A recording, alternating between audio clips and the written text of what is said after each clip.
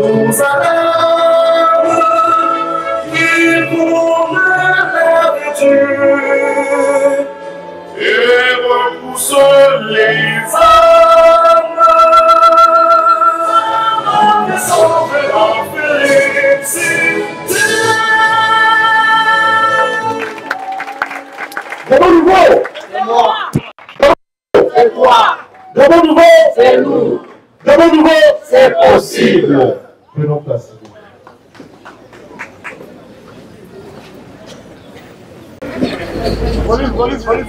Je suis très heureux d'être ici cet après-midi.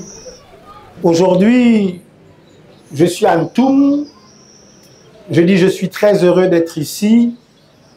Être ici, c'est une grande victoire parce que lorsque je préparais mon arrivée ici, on m'a plusieurs fois menacé.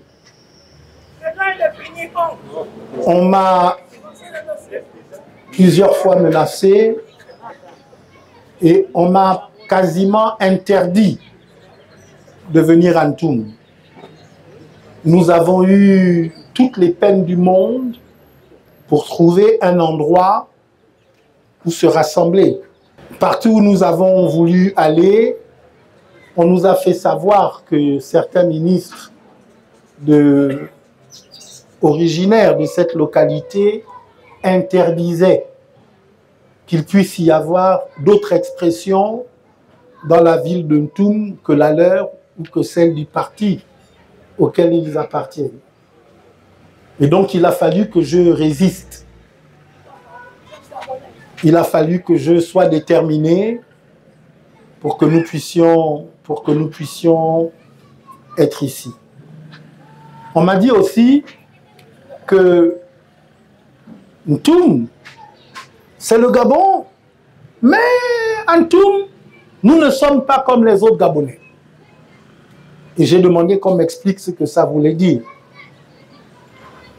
Mais en clair, on m'a dit, tu peux aller partout au Gabon, sauf à Ntoum.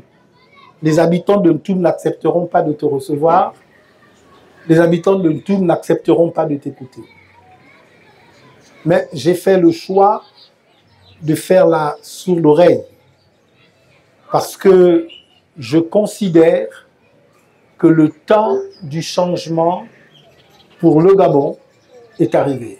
Parce que je considère que le temps du changement pour Ntoum est arrivé. Dès l'instant qu'un esclave décide d'être libre, ses chaînes tombent.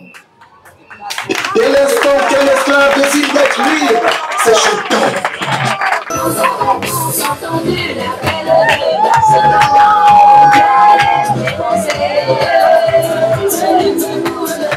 Chanter et danser sur ce chant qui était un des chants de la campagne d'Amo en 2009. Parce que en réalité, mon histoire avec le projet présidentiel, mon histoire a commencé avec Amo. En 2009, lorsque le président Omar Bongo est décédé, j'ai fait le choix, comme presque personne parmi les personnalités de premier plan à l'époque, j'ai fait le choix de soutenir la candidature d'André Mbaobam. J'ai été son directeur de campagne. J'ai été avec André un peu partout dans le Gabon et même à l'extérieur du Gabon. Je suis celui qui l'a accompagné lorsqu'il a lancé l'appel de Barcelone depuis l'hôpital Quiron à Barcelone en Espagne où le président Bongo était décédé. Depuis le 16 octobre 2021, j'ai annoncé que je suis candidat à l'élection présidentielle qui arrive. Et dans ce contexte-là, j'ai annoncé que je ferai le tour du Gabon, que je ferai le tour du Gabon, province par province, ville par ville, village par village, simplement parce que je veux voir de mes propres yeux la situation du pays, et puis parce que je veux me présenter moi-même directement à chacun d'entre vous.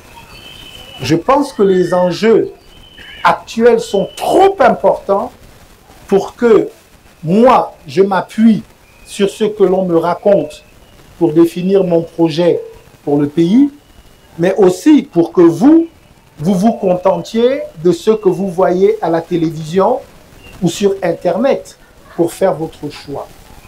Nous vivons au Gabon une souffrance qui est une souffrance totalement injustifiée. Le décalage entre la richesse du pays, ce que Dieu nous a donné, et ce que nous vivons et expérimentons, ce décalage est trop grand.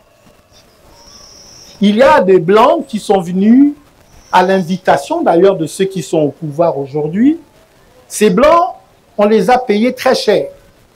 C'est le cabinet McKinsey. Ils sont venus ici au Gabon pour faire des études. D'ailleurs, les résultats des études qu'ils ont faites, on n'avait pas besoin de ces études pour savoir cela. Mais bref, le cabinet McKinsey a fait des études et la conclusion, c'est qu'un tiers des Gabonais, ça veut dire c'est plus de 700 000 personnes, c'est 95 000 familles, ils vivent en dessous du seuil de pauvreté.